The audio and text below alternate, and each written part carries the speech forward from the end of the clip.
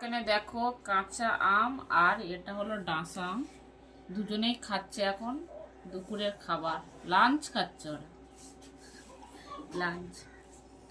তো এর খাওয়া হয়ে গেছে, ও এখন চুপ করে বসে আছে। ওকে সিরিঞ্চি দিয়ে খাওয়াতে হয়, এই যে এই সিরিঞ্চিটা দিয়ে ওকে খাওয়াতে হয়, ও এখন খেতেই শিখিনি।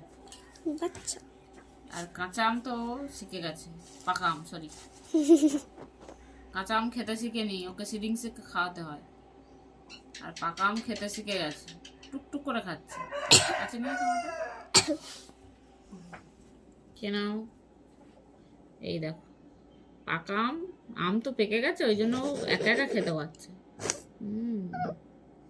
আর এ এখন খেয়ে নিয়েছে, এখন ঘুমাবে, চোখ বন্ধ হয়ে যাচ্ছে তার। সে বড় ক্যামেরায় কি সুন্দর লাগছে, পটাস করে ছবি তুলে নে। ওর এখন পেট ভরে গেছে, ও এখন ঘুম